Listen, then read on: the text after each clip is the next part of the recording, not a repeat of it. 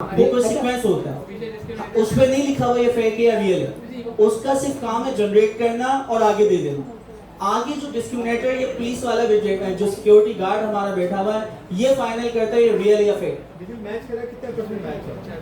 ठीक है, तो इसको नहीं पता जनरेट करने वाले को ये रियल या फेक, ये तो सिर्फ जनरेट करता है। अच्छा, उसने जो जनरेट की उसने कहा कि ये फेक है, तो ये फेक इसने कहा कि यानी जनरेटर को ये कहता है कि यार ये तस्वीर सही नहीं है, यानी दोबारा जनरेट करो, ये दोबारा जनरेट करता है। वो जब दोबारा जनरेट करेगा तो पुरानी जो इमेज है वो अपने पास ट्रेन करेगा नहीं ना, उसने वो सीख लिया कि ये इस तरह की तस्वीर जनरेट की थी, वेट्स थे, उनके वेट्स को अपडेट करेगा, उससे अच्छा वाला वेरिएंट जनरेट करेगा। तो एक दफा मैंने तुम्हें सिखा दिया कि यार ए जो लिखते हैं या अलिफ जो ऐसे लिखते हैं, कट मार्कर से इस तरह लिखते हैं। तुमने क्या किया, कट मार्कर से बिल्कुल जो बारीक वाली लाइन थी उससे अलिफ लिखा। ठीक है, मैंने बोला नहीं तुमने अच्छा नहीं जनरेट किया, तुमने दोबारा जनरेट किया, कट मार्कर को थोड़ा घुमा के अब तुमने लिखा। फिर मैंने कहा हाँ इस तरह अलिफ लिखा जाता है, ठीक है, खत्ताती जो लिखी जाती है। तो अब क्या हुआ, आपका मॉडल अलिफ लिखने पे ट्रेन हो गई। तो ये चीजें मॉडल वो जनरेट कर रहा है। अच्छा, जनरेट करने वाले को रिस्ट्रिक्ट नहीं किया हुआ, तुम्हारी मर्जी जैसे जनरेट करो। तुम यहाँ पे अलिफ लिखते जा रहे हो कट मार्कर से मुख्तलिफ तरीकों से। पहला तरीका तुमने दिखाया मैंने यार अच्छा नहीं, दूसरा किया मैंने अच्छा नहीं, तीसरा दिखाया अच्छा नहीं। तो तुमने सीख लिया कि कट मार्कर को किस तरह पकड़ना और किस तरह अलिफ लिखना। तो जब तुमने एक अच्छा अलिफ लिखा तो मैंने उसको कहा हाँ अब अच्छा काम किया, उसको आगे पास होने दिया। फिर तुम बे पे आ जाओ, जी पे आ जाओ। हाँ, तुमने सीख लिया ना, मैंने तुम्हें सिखा दिया, तुम्हें किस किस गलती पे मैंने टोका तुम्हें ये याद था, तो आपने वो चीज जनरेट करते हुए सीख ली। ठीक है, तो वो आपने सीख ली, यही चीज आपका जनरेटर और डिस्क्रिमिनेटर काम करता है। ये अभी भी ChatGPT में भी है। सब जितने भी जनरेटिव एआई के मॉडल हैं, चाहे वो आपका लामा 3 हो, ChatGPT हो, फैल्कन हो, मिस्ट्रियल हो, उन सब पे यही टैग है। ठीक है, दो चीजें हैं। अच्छा, अब वो दो चीजों में जनरेटर और डिस्क्रिमिनेटर में जो आर्किटेक्चर इस्तेमाल किया है वो क्या है, ये इनके अपने पर्सनल भी हो सकते हैं, ना बताएं। ठीक है, हो सकता है कि जनरेट करने वाला एल्गोरिथम जो इफ एल्स वाला हो कि भाई आप ये जनरेट कर दो। तो अब वो जनरेट करने वाले जो जनरेटर थे ये मुख्तलिफ दो मॉडल होंगे भाई, ये दो मॉडल हो सकता है इंसान को बिठा दो वो जनरेट करके दे रहा है। तो जनरेटर और डिस्क्रिमिनेटर ये दो मॉडल यहाँ पे लगेंगे, ये आपने सिखाने की ये जनरेट करेगा और ये पास करेगा कि ये जनरेट होने वाला डेटा कितना रियलिस्टिक है। तो इसलिए एडवर्सरियल जनरेटिव एआई हम इसको कहते हैं, जनरेटिव एडवर्सरियल नेटवर्क। क्यों? क्योंकि ये इतनी सारे जनरेट हो के चीजें सीखता है कि डिस्क्रिमिनेटर इसको फाइनल पास करता है। इसलिए जब वो डेटा जनरेट करता है अब जब भी, तो वो बिल्कुल रियलिस्टिक डेटा हो। पहले वेरिएशनल ऑटो एनकोडर था, वेरिएशनल ऑटो एनकोडर भी आपका डेटा जनरेट करता, लेकिन इसके अंदर जो जनरेट डेटा होता है वो इतना रियलिस्टिक नहीं होता। तो वेरिएशनल ऑटो एनकोडर आया, वेरिएशनल ऑटो एनकोडर आया, फिर उसके बाद क्या आया, गेन। गेन के आने के बाद आपका जो डेटा, क्योंकि दो मॉडल का कॉन्सेप्ट दे दिया था, अब ये दो मॉडल कौन से होंगे ये आप डिसाइड करें। ठीक है, अच्छा जी, मेरा सा थोड़ा रिलैक्स करने के लिए भाप निकल रही है दिमाग में से, तो ऐसी आप लोगों को हंसाने के लिए भी, मगर वो हंसाने वाली बात ऐसी ना हो कि जो बोरिंग हो। आप ये देखने होंगे कि कह रहे होंगे कि सर का क्वालिटी स्टैंडर्ड जमाना गिरता जा रहा है, ये नाइट सूट पहन के आ गए, और ये वाकई मेरा नाइट सूट है। मगर इसके पीछे बैकग्राउंड बता दूँ आपको। मैं फ्राइडे को 4 बजे उठूँ, एयरपोर्ट गया, 7 बजे पहुँचा, वहाँ से फ्लाइट में बैठा, इस्लामाबाद उतरा, इस्लामाबाद उतर के गाड़ी में बैठ के पेशावर गया, पेशावर में क्लासें पढ़ाई, फिर वापस इस्लामाबाद आया फ्राइडे की रात को 10 बजे तक, फिर सोया सुबह 9 बजे से, फिर क्लास पढ़ाई सैटरडे को इस्लामाबाद में। तो आने के बाद अरे एक बीच में भूल गया, पेशावर में मैंने जगह ढूंढ ली है जहाँ पे सारे पेशावरी खाने एक ही जगह पर रहेंगे, वहाँ का हाइपर मॉल है। कौन सा मॉल? हाइपर मॉल हम जो सामने, जिसके सामने खड़े होते थे मैकडॉनल्ड के सामने, उसके अंदर सैकड़ों डिशें हमने कभी देखी नहीं।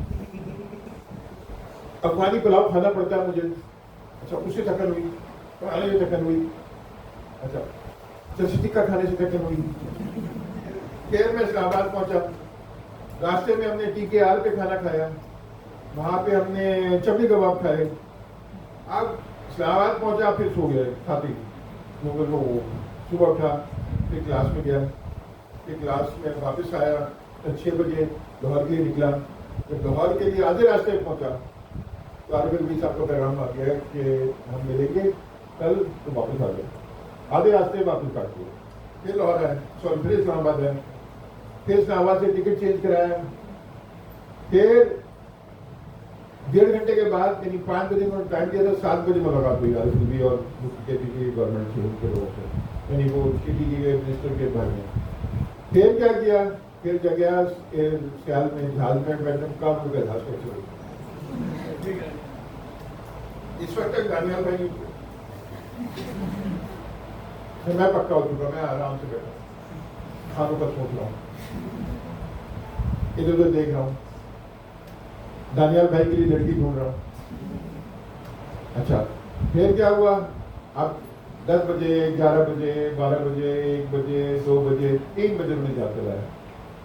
7 बजे मैं यहाँ पहुंचा, 7 बजे पहुंचा। अब वो सामने नाश्ता रखा था, मगर नाश्ता खाने की हिम्मत नहीं, कैटेस्ट्रोफी है, आपको इतना दम बनाओ हो गया, आप खाना खाते, तो फिर मैं सो गया। अब जब मैं आपकी क्लास में आने के लिए आया तो जो नए अच्छे वाले कपड़े हैं वो अंदर की तरफ रखे हुए थे, उसमें आपको हाथ बढ़ा के निकालना पड़ता। जो सबसे सामने था वो ये था, जो मेरा नाइट सूट था। मैंने कहा यार इन लोगों ने पढ़ना है तो इसी में पढ़ेंगे, बदना उठा करेंगे, तो मैं ये पहन के आ गया। और मैं ऊपर करके टांग के उस पर इसलिए बैठा हुआ था कि 3.5 दिन थे, या तो कुर्सी में बैठा हुआ था या गाड़ी में बैठा हुआ था। तो एक पॉइंट के बाद आपको फिक्र नहीं होती कौन क्या सोच रहा है, जो मर्जी जिसने सोचना है वो सोचे। और अब मैं ये सोच रहा हूँ कि मैं तो आया कासिम के साथ, तो कासिम को किस तरह काट के कोई अच्छी सी चीज खाने जाऊँ। अब इसका सोल्यूशन नहीं आया। Thank you.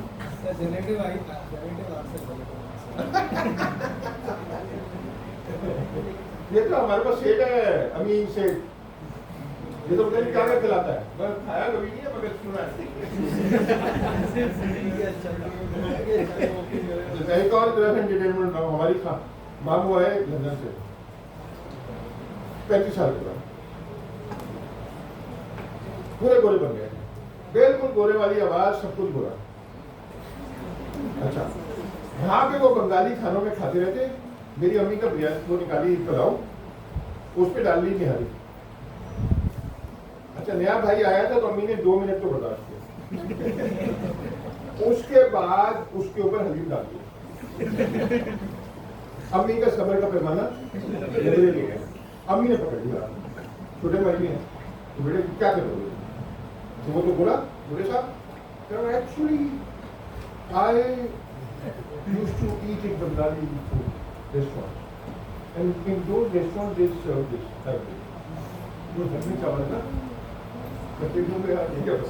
लंदन के बंगाली क्या कहलाते हैं। अब खैर में नहीं खाओ, कोई मेहमान है यार, करना तो उसको खाना है डाल के। अब हमारी एक दूसरी खाना आ गई, मामू ने अपना सुनाना शुरू किया, हम लोग सब बैठे हुए, इतने साल बाद आए, कहने लगे आई वेंट टू पेरिस।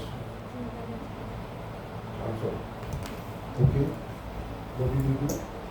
चलो मैं गया, कौन सी रोज के नाम दिए, हमें किसी को नाम नहीं पता। हमारी एक खाला भी बैठी हुई थी वहाँ, उनसे पूछा have you been to ever been to Paris? अच्छा, हमने नहीं पूछा, उन्होंने बताने के लिए कि भाई मैं गया हूँ, आप सब लोग जाहिर नहीं है, आप पाकिस्तान में जंगल में रह रहे हैं, मैं गया हूँ पेरिस, वो ये बताना चाहता। हमारी खाला ने कहा yes I have been to Paris.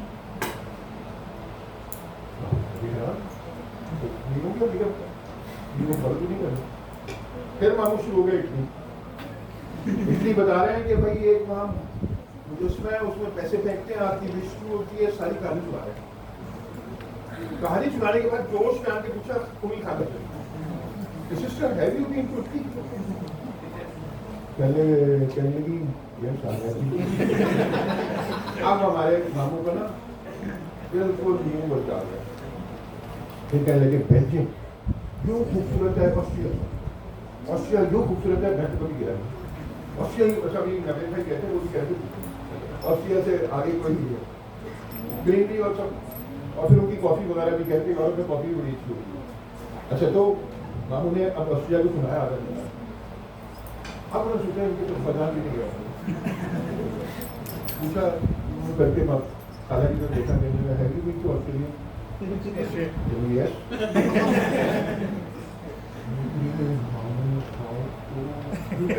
अच्छा वो भी गोरे साहब है ना, तो पूरा व्यू ला देगा उस समय। अब उनको लगा कि झूठी मेरी बहन कह लगा where have you been, when have you been, please tell me the dates. हालांकि अंग्रेजी भी माशाल्लाह ये शीशे बढ़ाते थे उनकी बड़ी चीज, तो दोनों की अंग्रेजी का मुकाबला भी था, ये में मुकाबला अगर करें 30 साल में लेना पाकिस्तानी कहते हैं, वो भी फिर भी मुकाबला कर रहे हैं। जब वो PhD की टीचर ये गोरे साहब, हालांकि actually have never been to these places but I saw them on TV. भाई मामू खड़े हो, वो पागल हो गए भाई, कह रहे you don't like to listen to my stories, you created false information for me। अब मैं मामू से बैठ जाए, अच्छा भाई इतना गुस्सा कोई लगता है। अच्छा मामू पीछे से सिगरेट, अच्छा अम्मी ने बैल लगा दिया घर के अंदर सिगरेट, अब तो आपके अम्मियों ने भी लगाया होंगे। अच्छा मामू को छोड़ा, मुझे कह रहा है व्हाट इज दिस। अच्छा मेरे वाले साहब सिगरेट नहीं पीते, मतलब मेरे सारे खाने सिगरेट पीते, कह रही है ये मेरी बहनें अपने भाई की सिगरेट बर्दाश्त नहीं करती, 40 साल से अपनी मियाँ को सिगरेट नहीं करती। मामू because what can they do? They might get divorced if they don't agree to the cigarette. कह रहे हैं if I can't divorce so therefore I can't smoke cigarette। Point ये मामू कहने लगे मैं जाऊंगा टांग खराब थी, कायदा उनको बता दो, मामू नहीं करिएगा वहाँ आप चढ़ नहीं सकेंगे, मैं आपको आपका इतना वजन है मैं वापस उठा के कैसे जाऊँगा। कह रहे हैं मैं जाऊंगा, तुम चाहते नहीं हो तो मैं देखूँ। अब हम जा रहे हैं गाड़ी मजबूर कर दिए मेहमान पूरा कब्रिस्तान के साथ। अच्छा मैंने ना उनकी टांग खींचने की कहा, मैंने कहा मामू योर एंसेस्ट्रल बिहेवियर गोरा कब्रिस्तान का मामू खुश, yes you know we made all this India Pakistan, all these roads were made by us, us कैसे। तो पॉइंट मेरे कहने का ये है जब आप सब इंशाल्लाह दुनिया घूमेंगे तो भाई आके आपको हमें ये वाली किधर बख्तियाँ नहीं देनी। हमारी एक और बहुत अच्छी दोस्त थी, हमारा बेस्ट फ्रेंड था, वो वापस आया दुबई से, उनकी बहन ने मुझे फोन किया कि जय भाई आपको आना पड़ेगा, आपका जो दोस्त है बावला खेल रहा है। मैंने क्या क्या करता भाई, मैं भी सुनूं। कह रहा है वो जा रहा है क्लिफ्टन पे, वो शॉन सर्कल है ना नीचे वाला, कह रहा है वो जब भी जाता है उसमें वो बैठा हुआ है, सारी फैमिली करती है, जा रहे यहाँ भाई आ रहा है वापस उसको घुमाने ले जा रही वो कर रहा है, जो उसके बहन ने मुझे एक्टिंग करके दिखाई। फिर कह रहा है ब्रिज, क्लिफ्टन का ब्रिज देखा, दिस इज ब्रिज अंग्रेजी में। मैंने कहा लोग इग्नोर करो, कहने लगा नहीं इतना मुझे गुस्सा आता है। फिर क्या किया, घर आया सारे फैमिली बैठी, अम्मा मिठाई ला रही है, उसने मुझे तो ये पूरा सीन बताया था उसकी अम्मी ने भी, और ये बटा निकाला मेन टेबल में भाई क्या मतलब तो पैसे दे रहा है, क्या कर रहा है, घर पे खाना खा के चेक कर credit card, how many credit do you have, हमारे पास मेरे पास 15 क्रेडिट। मुझे बुलाया गया कि ये अक्सर इसको सीधा करें। मैंने फिर सवाल तुझसे पूछा, अभी मैंने कहा तूने बनाए हैं मैंने कहा अरबियों ने बनाए या उनके गोरे मालिकों ने बताया, तुमने क्या किया भाई मुझे ये बताओ, तो भाई क्या करते थे। अच्छा उसके घर वाले भी खुश, खुद तो हिम्मत नहीं थी उसकी, उससे उनको पैसे भी भिजवाता था। तो मुझे तो कुछ नहीं था, मैंने तो कुछ हज़ार मार दिया। तो पॉइंट ये है कि इंशाल्लाह बहुत कुछ करेंगे, दिमाग काबू में आप पे में रहना चाहिए आदमी को। बहुत पुरानी मसल थी, मेरी जो दादी सुनाती थी कि एक साहब गए लंदन, वापस आए ना तो अम्मा ने पूछा फिर आप प्यारो बेटा क्या खाएगा, तो कहेंगे राइस पुडिंग। हमारी रिश्ते की दादी थी, मैं जूता खा बेटे को नहीं कह रही है खीर अब राइस पुडिंग हो गई है। चलो 2 साल तो हुए नहीं गया था, भूल गया 2 साल में खीर भूल गया कि खीर क्या है, राइस पुडिंग खाऊंगा। मगर जमाने के मैंने ना उन्होंने जना दे जूते खा रहे, तो नो राइस पुडिंग खीर है भाई। ओके जी, अब थोड़ा सा वापस शुरू करें। ओके दोस्तों, कोशिश करते हैं जितना कवर हो, चैप्टर 1 तो नहीं होगा मगर आज हमने बहुत अचीव किया, ब्रेक थ्रू हो गया बेसिक वाला, तो इस पे आप बिल्ड करेंगे जी। अच्छा दोस्तों, अब हम सेकंड चीज़ LLM की तरफ जा रहे हैं। तो LLM की तरफ हम किस तरह जा रहे हैं, कुछ इंपॉर्टेंट चीज़ें हैं जो कि हम डिस्कस करने वाले हैं। सबसे पहले हमने देखा कि गैन के ऊपर हमने काफ़ी डिस्कस किया और आगे भी हम डिस्कस करने वाले हैं। डिफ्यूजर्स मॉडल, उसके बारे में भी नीचे आपको बताएगा कि जनरेट करते वक्त ये कुछ नॉइस क्रिएट करता है, जबकि दूसरा वाला जो मॉडल होगा वो क्या करेगा, नॉइस रिमूव करके वो रिस्ट्रिक्ट डेटा दोबारा से जनरेट करेगा। तो आपके पास डिफ्यूजर्स मॉडल जो हैं, जो कि आपकी लाइक मिड जर्नी है या फिर आपके पास डाली है, वो इस तरह से काम करता है। इसकी थ्योरी हम देखते हैं क्या बताता है। फिर उसके बाद हम जो करने वाले हैं NLG, नेशनल लैंग्वेज जनरेशन। तो NLP पता है, NLU पता है, NLG हमें ऑलरेडी पता है, तो उसके बारे में भी हमें ये चीज़ें बताएगा। फिर उसके बाद हम देख रहे हैं कुछ फंडामेंटल जनरेटिव AI या मशीन लर्निंग के रेलिवेंट, सबसे पहले फाइन ट्यून मॉडल। तो हम जब मॉडल को ऐसी चीज़ जो उसके पास नहीं है उससे रेलिवेंट कुछ सवाल करना है या आप उसका कॉन्टेक्स्ट सही सेट नहीं कर पा रहे, तो फाइन ट्यूनिंग हमें करना पड़ती है। फाइन ट्यूनिंग का मतलब मॉडल को कोई नई चीज़ सिखाना, जो कि बहुत मुश्किल तरीन काम है। तो फाइन ट्यून हमारे पास है। प्रॉम्प्ट इंजीनियरिंग से भी हम बहुत सारे काम कर सकते हैं, यानी आपने कहा फ्यू शॉट लर्निंग, तो फ्यू शॉट लर्निंग से वो चीज़ें अडॉप्ट करना स्टार्ट कर देता है, सीखना स्टार्ट कर देता है। अच्छा, एथिकल हम देखेंगे क्या क्या प्रॉब्लम्स आ रही हैं, उन्हें हम सॉल्व करने की कोशिश करेंगे। जैसे भाई सिंथेटिक वॉइस, कासिम की वॉइस ले ली और किसी को भी कॉल करवा दी, तो अब तो प्रॉब्लम हो गई। किसी को भी कुछ भी ऑडियो में भेज दिया तो वो तो मुझे पकड़ के कैद कर लेंगे। तो अब क्या हुआ दोस्तों कि एथिकल कंसिडरेशंस वगैरह हमें देखनी है, और उसके बाद responsible adoption of generative AI। तो ये सारी चीज़ें किस तरह हमें अडॉप्ट करनी है, ये चीज़ें रिस्पॉन्सिबल हैं जनरेटिव AI को अडॉप्ट करने के लिए। अच्छा, अब रिसेंट डिकेड्स जो गुजरे हैं उसके अंदर कुछ ट्रांजिशंस जो हुई हैं और उनके ज़रिए हमें कुछ लाइक मैच्योर फील्ड्स मिली, मैच्योर्स आपके पास एल्गोरिथम्स मिले। सबसे पहले हम स्टेट्स को इस्तेमाल करते हैं। स्टैटिस्टिकल मॉडल या स्टैटिस्टिकल मॉडल प्रोनाउंसिएशन मुख्तलिफ आप वीडियोस में देखेंगे। तो स्टैटिस्टिकल मॉडल्स जो हमारे पास हैं, स्टैट्स, आप स्टैटिस्टिकल मॉडल कह लें।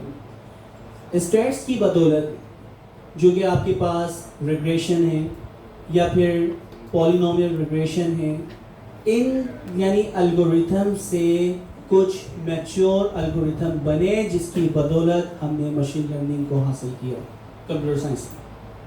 तो डिसीजन बाउंड्रीज वगैरह क्रिएट करने के लिए decision tree, random forest, naive Bayes, तो ये सारे के सारे एल्गोरिथम जो हैं वो स्टैट्स की बेस के ऊपर चलते हैं।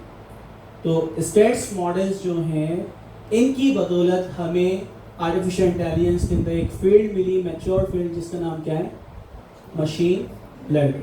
लेकिन बैकेंड पे याद रहे कि इसके पास क्या है, स्टैट्स के मॉडल्स होंगे। सेकंड वाली अगर हम बात करें, डीप लर्निंग हमें मिली, और डीप लर्निंग पे हमें डिस्क्रिमिनेटिव मॉडल्स यानी जो कॉम्प्लेक्स डेटा होता है, देखें हमने मशीन लर्निंग में पढ़ा था कि मशीन लर्निंग में बहुत सारी कॉम्प्लेक्स टास्क हमें खुद परफॉर्म करना पड़ती थी, जिसमें सबसे इम्पोर्टेंट थी फीचर इंजीनियरिंग। तो फीचर इंजीनियरिंग बहुत मुश्किल तरीन काम कि कौन से feature like cat and dog के ऊपर मॉडल को ट्रेन करना है तो कैट की आँख नाक कान जितनी भी इंपॉर्टेंट चीज़ें हैं वो खुद से निकाल के एज अ इनपुट बनाओ और फिर मॉडल को दो। तो ये काम किस में होता था? आपकी मशीन लर्निंग जो आपके पास लाइक मशीन लर्निंग एल्गोरिथम्स चलाते थे। डीप लर्निंग में हमें ये बेनिफिट मिला कि आपका जैसा भी रॉ डेटा है उठा के दे दो, अब उसमें से आँख नाक कान जो इंपॉर्टेंट चीज़ें हैं बहुत सारा इसको डेटा दो कि खुद ब खुद उसको सीखना शुरू कर देता है। तो मशीन लर्निंग और डीप लर्निंग इन दोनों की कम्बिनेशन से हमें डिस्क्रिमिनेटिव मॉडल्स मिले, यानी आप डीप लर्निंग या मशीन लर्निंग को, ट्रांजिशनल मशीन लर्निंग या डीप लर्निंग को हम डिस्क्रिमिनेटिव मॉडल्स भी कहते हैं। तो इसका मतलब है डिस्क्रिमिनेटिव मॉडल ऐसे मॉडल जो कि आपकी डिसीजन मेकिंग के अंदर काम करते हैं, बाउंड्रीज क्रिएट करते हैं, उनमें बहुत अच्छे होते हैं, जिनके अंदर मशीन लर्निंग भी है, डीप लर्निंग भी। ठीक है, तो डिस्क्रिमिनेटिव मॉडल जो है डीप लर्निंग की पावर की यानी जो बदौलत हमें बहुत सारे काम जो हमने इससे करे।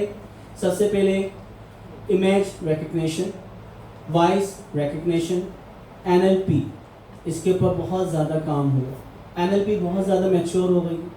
अभी आप देखें कि NLP पे नेचुरल लैंग्वेज प्रोसेसिंग में आप कोई भी बात करते हैं वो 100% आपके कॉन्टेक्स्ट को समझता है। पहले ऐसा नहीं था। हमारे पास एलेक्सा या डायलॉग फ्लो ये जो मॉडल थे ये कॉन्टेक्स्ट बेस आपके चैटबॉट्स वगैरह बनते थे और उसकी बेस पे वो जवाब दिया करते थे। ठीक है, तो अब जनरेटिव AI हमें पता चला कि आपकी किसकी बदौलत आई है, वो आपकी न्यूरल नेटवर्क की बदौलत आई। और न्यूरल नेटवर्क के अंदर पहले सिंगल न्यूरल बेस आपका मॉडल बना, फिर multi neural bed ANN artificial neural network, फिर उसके अंदर इन्हेंसमेंट आती गई, CNN बना, LSTM बना, RNN बना, GRU बना, GAN बना और ट्रांसफॉर्मर्स बने। तो इन सब की कम्बिनेशन से AI जो है वो पावर से पावरफुल बनता गया। तो जनरेटिव AI या डीप लर्निंग की बदौलत बेतहाशा हम लोगों ने काम करवाए, और वो काम क्या है दोस्तों? इमेज रिकग्निशन, वॉइस रिकग्निशन और क्या है आपके पास? NLP और भी बहुत सारी चीज़ें, इमेज सेगमेंटेशन इसने तस्करा नहीं किया, मशीन ट्रांसलेशंस। तो बेतहाशा काम जो है डीप लर्निंग की बदौलत हमने की। लेकिन ये 3 चीज़ों के नाम ले रहे हैं हमारे लिए इनफ।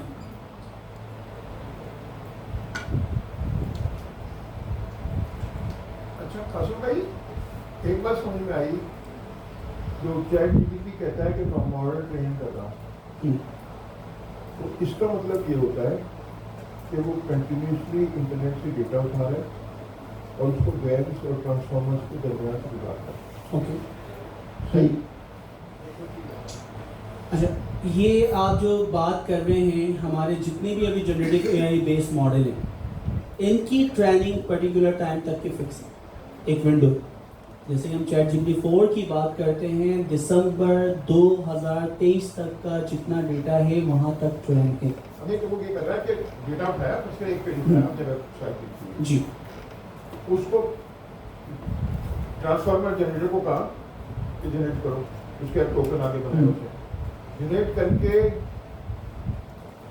जनरेटेड को उसने डाला डिस्क्रिमिनेटर में, और जब तक करता रहा, अब एक आइटम उठाएगा, इसे ट्रेनिंग में आपने कंफ्यूज किया हूँ, आपने जो आता था वो इन्फ्लुएंस था, आपने कहा, मगर अभी इन्फ्लुएंस को मैं नहीं कर रहा, मैं ट्रेनिंग की बात कर रहा हूँ। अब उसने इंटरनेट से डेटा उठाया, एक पेज उठाया, फिर टेक्स्ट, उसको क्या किया,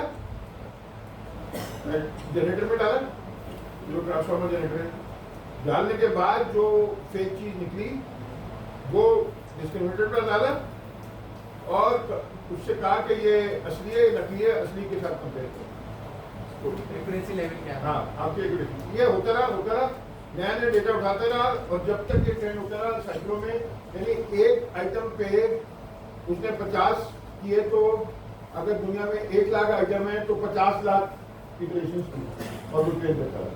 ये मॉडल ट्रेन होता है। दोबारा से एक दफ़ा समझ करके मैं आया, मैंने एक प्रोग्राम लिखा हुआ पैटर्न में, वो इंटरनेट से डेटा स्क्रैप करता है, डेटा स्क्रैप करता है। आपने एक वेबसाइट बनाई, उसका मैंने पहले पेज उठा दिया, सही, पहले पेज उठा के मैंने डाला उसको ट्रांसफार्मर उसमें वो जनरेटर में डाला और ट्रांसफार्मर और कुछ भी हो। जनरेटर में डाला, जी जनरेटर में डाला, उसने उसका फेक डेटाबेस मतलब जनरेटेड फेक क्या करें जनरेटेड क्रिएट किया सिंथेटिक डेटा। अच्छा मैंने जब डाला तो उसको अच्छा, सिंथेटिक डेटा जब पूरी इस पाइपलाइन से गुजर जाता है ना, यानी जब उसने मान लिया कि हाँ ये आपका रियल डेटा है, उस वक्त वो सिंथेटिक डेटा है। लेकिन जब वो फर्स्ट टाइम डेटा जनरेट करता है तो वो जनरेट हुआ हुआ डेटा है। नहीं तो आपका जो मैंने आपकी वेबसाइट थी उसको मैंने वेक्टर में चेंज किया फिर डाला। बिल्कुल अब स्क्रैप करा, एम्बेड करा और इनपुट करा। अच्छा इनपुट कर लिया, इनपुट करने के बाद उसे का जनरेट करो, उसने जनरेट किया तो अब मेरे पास एक आपका पेज हो गया और एक वो हो गया। वो मैंने दिया किसको जनरेटर डिस्क्रिमिनेटर को। डिस्क्रिमिनेटर ने कहा कि मुझे तो यार ये एक्यूरेट लग रहा है, ये तो मुझे फेक सा लग रहा है, तुम्हारी शक्ल जैसी तुमने बना दिया है। अच्छा डिस्क्रिमिनेटर के पास भी डेटा सेट है, वहाँ से मैच कर दो। नहीं तो सर आपके पास भी अपना डेटा सेट है ना सर, आप वेब स्क्रैप वाली वो डेटा सेट है ना। मैंने डिस्क्रिमिनेटर के बाद मुझे जो समझ में आ रही है बगैर पढ़े मगर मेरे पास एक्सक्यूज होना पड़ने का, इनके पास कोई एक्सक्यूज नहीं है। मैं 4 दिन से गाड़ी में घूम रहा था, ये घर में बैठे मुर्गपुलाव खा रहे थे। तो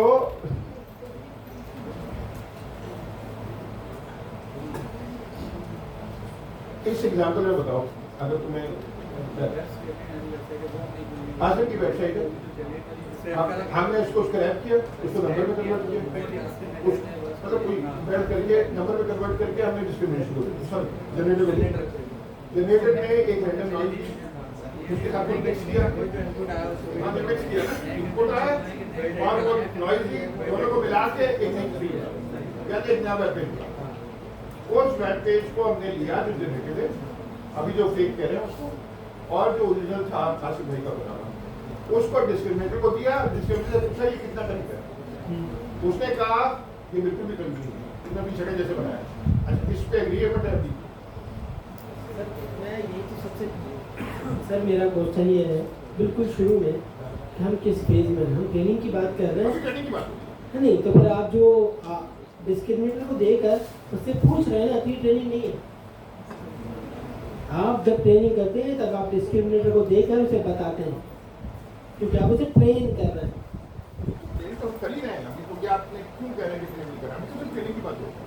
ठीक है, जब आप उसे ट्रेन कर रहे हैं ना, तब ना आपने उसे 2 डेटा दिए और आपने अच्छी एक तो कासिम का ओरिजिनल डॉक्यूमेंट एक के डॉक्यूमेंट दोनों दिए ना, दोनों दिए, और आपने आपकी उसको पता है कि कौन सा रियल है और कौन सा फेक है, कैसे पता? क्योंकि आपने बताया है उसको, तभी तो वो ट्रेन हुआ। आप तो अभी डिस्क्रिमिनेटर तो एक अभी पेज सिलेक्ट किया है यार। हाँ, लेकिन आप डिस्क्रिमिनेटर को भी तो ट्रेन कर रहे हैं। हाँ तो अभी एक ही आया है ना। हाँ, लेकिन एक स्क्रैप किया, एक जनरेट किया। हाँ तो वो दिखाया उसको, उसने कहा कि ये एक है, नहीं है, फिर उसने कहा दोबारा बनाओ यार, इसने दोबारा बनाया, ये दोबारा आया, वो कहेंगे ये भी बेकार है। फिर एक पॉइंट आया क्योंकि वो भी ट्रेन हो रहा है ये भी ट्रेन हो रहा है। एक पॉइंट आया जब उसने कहा कि ये सही सर डिस्क्रिमिनेटर ट्रेन नहीं होता। सर मैं भी ये कहना चाह रहा हूँ कि डिस्क्रिमिनेटर बेसिकली ट्रेन डेटा के ऊपर काम करता है, डिस्क्रिमिनेटर को ट्रेन नहीं करता। अच्छा, इसमें ना गेम के अंदर दोनों मॉडल के वेट्स एडजस्ट होते हैं, सर वेट एडजस्ट होते हैं बट दोनों के वेट। अच्छा वेट्स एडजस्ट होने का मतलब है वेट एडजस्ट होने का मतलब है कि दोनों अपडेट होते हैं। सर अपडेट होते हैं बट ट्रेन डेटा के ऊपर काम करते हैं। ट्रेनिंग इज समथिंग एल्स, हम ट्रेनिंग कर ली, हमारे पास डेटा मौजूद है। अब डिस्क्रिमिनेटर और जनरेटर ट्रेन डेटा के ऊपर काम करता है ना। नहीं नहीं नहीं नहीं जनरेटर के पास इनपुट आया है, उसको तो डेटा नहीं चाहिए, वो तो इनपुट लेके अरे, डिस्क्रिमिनेटर एक मिनट मैं पहले क्लियर कर दूं, सर जिया का क्वेश्चन जो है वो ट्रेनिंग फेज में है अभी। मैं वही बात कर रहा हूँ कि देखिए डिस्क्रिमिनेटर और जनरेटर दोनों ट्रेन डेटा के ऊपर काम करते हैं। मेरी बात सुनिए, डिस्क्रिमिनेटर आपका एक टेक्निक है जो कि वेरीफाई करता है या वैलिडेट करता है। जनरेटर बेसिकली जनरेट करने की कोशिश करता है। दोनों के पास डेटा मौजूद है ना, तभी काम कर रहे हैं, अदरवाइज तो नहीं कर सकते। जनरेटर के पास जो डेटा आ रहा है वो इनपुट से आ रहा है, जो आप इनपुट दे रहे हैं। जनरेटर के पास जो डेटा कहाँ से आ रहा है? जो ऑलरेडी ट्रेंड आपके पास डेटा मौजूद है, जनरेटर उसको यूज करते हुए कुछ क्रिएट करने की कोशिश। अच्छा ये जो सारा गेम स्टार्ट हो रहा है न्यूरल नेटवर्क से स्टार्ट हो रहा है। न्यूरल नेटवर्क के पास पावर है, इसका मैथमेटिकल कैलकुलेशन है, वो लेयर्स में काम करते हैं, ठीक है। यहीं से इंटेलिजेंस क्रिएट होगी ना हमारे पास, न्यूरॉन से इंस्पायर हो। अब हमारे पास हम आ गए कि हमारे पास दो मॉडल हैं, एक जनरेटर और एक डिस्क्रिमिनेटर। जनरेटर के पास, जनरेटर काम कैसे कर रहा है, जनरेटर को न्यूरल नेटवर्क यूज़ करने हैं ना काम करने के लिए, तो उसको काम करने के लिए उसके पास कुछ ऑप्शन हैं। जैसे कि हमारे पास एक ऑप्शन हमने नाम पे बताया था RNN के पास वो सीक्वेंसिंग कर रहा है, जो सर ने कहा था, ठीक है, सीक्वेंसिंग कर रहा है, लेकिन वो सीक्वेंस लॉन्ग मेमोरी में नहीं कर पा रहा। फिर हमें एक और आया, हमने कहा LSTM में लॉन्ग शॉर्ट टर्म मेमोरी। यार अभी हमें वो तो समझ में नहीं आया, तुम 4-5 देखो ना, मैं एक सीक्वेंस से आ रहा हूँ, LSTM आ गया, चला अभी हम डायरेक्ट आए थे ट्रांसफार्मर पे, ट्रांसफार्मर पर हम आ गए। अब इसमें कॉन्सेप्ट क्या है हमारे पास जनरेटर के अंदर, कि आपने इनपुट दिया, वो इनपुट मेरे पास जनरेटर पर आया, जनरेटर के बाद ट्रांसफार्मर मतलब ब्लॉक ऑफ सिस्टम। अब वो आपके मतलब क्या? ब्लॉक ऑफ सिस्टम मतलब वो सेगमेंट्स में काम कर रहा है, सेगमेंट्स में काम कर रहा है, जनरेटर एक सिस्टम है आपके डेटा के ऊपर सेगमेंट्स में काम कर रहा है। सेगमेंट्स आ गए, मतलब आपका छोटा सा एक वर्ड था, 2 वर्ड्स था, एक सेगमेंट पे काम कर रहा है। तो हमारे पास सेगमेंट में सेल्फ अटेंशन कर रहा है। सेल्फ अटेंशन क्या है, जैसे कि आपने पिक्चर दी या अभी टेक्स्ट रख लेना, तो आपने एक टेक्स्ट दिया, वो टेक्स्ट से कि दिस, तो दिस के बाद उसने इस लगाना है, तो उसने देखा सबसे ज़्यादा सेल्फ अटेंशन दिस के पास किसकी आती है, उसने उसको मिला कि सेल्फ अटेंशन दिस के बाद इसकी आती है, उसने जनरेट कर दिया। अब जनरेटर वाला काम यहाँ पे हो गया कि टेक्स्ट जनरेट हो गया दिस इज, अब ये दिस इज जनरेट हो गया, मल्टीपल मतलब सेगमेंट से गुजरा है, मल्टीपल न्यूरॉन से गुजरा है, दिस इज आ गया। मैं यहाँ पे आपको इंटरप्ट करूँगा। देखिए हाँ। मसला पता है कंफ्यूजन कहाँ हो रही है, कंफ्यूजन में हो रही है कि हम लोग टेक्स्ट और इमेज को मिला रहे हैं। अगर हम इमेज की बात कर रहे हैं तो फिर इमेज पे ही रहना चाहिए। अभी मैं टेक्स्ट की अब बात बात करूँ ना, टेक्स्ट देखिए, टेक्स्ट एक डिफरेंट तरीके से ट्रीट कर रहा है, ठीक है। मेरे ख्याल से इमेज को सोचना इमेज को समझ, देखिए मेरी बात सुने ना, अगर आप जनरेटर को कहते हैं कि बिल्ली बनाओ, उसको पता ही नहीं है अगर लेट से बिल्ली क्या है तो कैसे बनाएगा। इसका मतलब है कि उसके पास एक ट्रेन डेटा मौजूद है कि बिल्ली के ये फीचर होते हैं, 2 आंखें होती हैं, एक नाक होता है, 2 कान यूँ खड़े होते हैं, उसके बाद एक डेटा मौजूद है। अब वो जनरेट क्यों अपनी जो डेटा जिस पर ट्रेन किया गया है, अब वहाँ से वो जनरेट करने की कोशिश कर रहा है based on the training data. जब वो जनरेट करेगा करके जब वो देगा डिस्क्रिमिनेटर को, तो डिस्क्रिमिनेटर के पास भी एक डेटा मौजूद है जिससे वो मैच करेगा, वैलिडेट करेगा, तो बोलेगा तुम्हारा जनरेट किया हुआ इमेज इतने % मैच कर रहा है, ठीक है। तो वो अपने जो उसके वेट्स हैं उनको एडजस्ट करके दोबारा जनरेट करेगा। तो बात ये कि दोनों का डेटा है तभी तो काम कर रहे हैं ना, वो उसका बिल्ली का पता ही नहीं, उसका जनरेट कैसे करेगा। अच्छा, इसमें ना दो चीज़ है। एक बात मुझे याद करना है, ये जो बोल रहे हैं बिल्कुल मेरे हिसाब से बिल्कुल सही बोल रहे हैं। इसमें आगे ये होता है कि जो डिस्क्रिमिनेटर है वो क्रिमिनलाइज करता है उसको गलत तस्वीर बनाने पे, और वो फिर उसको और अच्छी तस्वीर बना के देता है कि हत्ता ये कि वो उल्लू बन जाता है कि हाँ ये तस्वीर सही है। तो अब उसकी ट्रेनिंग में अच्छा ऐसी तस्वीर भी आई तो वो इसकी क्वालिटी इंप्रूव होती है कि अगर मैंने इसको ऐसा उसको राइट कर दिया तो ये भी रॉन्ग हो सकता है। तो ये ट्रेनिंग हो रही डिस्क्रिमिनेट। अच्छा, हमारे पास मेरा एक क्वेश्चन है अंजुम भाई, सॉरी जिन में एक क्वेश्चन जी है। बोले आपने कहा कि जनरेटर के पास और डिस्क्रिमिनेटर के पास डेटा है, जी। जब आप ये कह रहे हैं कि जनरेटर के पास बिल्लियों का डेटा है तो इससे आपका मतलब क्या है? इससे मतलब मेरा ये है कि आपने 3 लाख 5 लाख तस्वीरें दी उसको बिल्लियों की, उससे आपने लेबल्ड जी लेबल्ड बिल्कुल लेबल्ड, ठीक है। लेबल्ड भी एक अलग टेक्निक है, एक सुपरवाइज लर्निंग है, एक अनसुपरवाइज लर्निंग है। सुपरवाइज लर्निंग में आप लेबल करते हैं, अनसुपरवाइज लर्निंग में लेबल नहीं करते, उसमें आप फीचर एक्सट्रैक्शन करते हैं। ठीक है। आप कहते हैं इस तस्वीर में से आँख कान नाक निकालो और ये फीचर्स हैं। Exactly. हमने एक डेटा दिया उसको, 10,000 20,000 3 लाख डेटा दिया उसको, हमने सिखा दिया कि ये बिल्ली है, ठीक है। मेरी बात सुने, हमने कहा उसकी ये बिल्ली है। अब बिल्ली इस एंगल में भी हो सकती है, इस एंगल में भी हो सकती है, हमने उसको हर डिफरेंट एंगल से बता दिया ये इसको समझ लो कि ये बिल्ली है। अब जब हम उसको बोलेंगे दोबारा कि जनरेट करो बिल्ली, तो उसने जो ट्रेनिंग ली हुई होगी वो आँख बनाने की कोशिश करेगा, उनके दरमियान डिस्टेंस रखेगा, नाक यहाँ लगाएगा, ये यहाँ लगाएगा, कान यहाँ लगाएगा, ठीक है। अब जनरेट उसे कर ली ना, अब जनरेट करके वो देना डिस्क्रिमिनेट। बस अभी पीछे मुझे जनरेटर पे ही फोकस करना है। सही है। आप मेरा सवाल ये है कि जब मैंने उसको 5 लाख तस्वीरें दी जी। तो जनरेटर में क्या चेंज हुआ? जनरेटर ने उनको अपने पास डेटाबेस में सेव करा। नहीं, देखिए मेरी बात,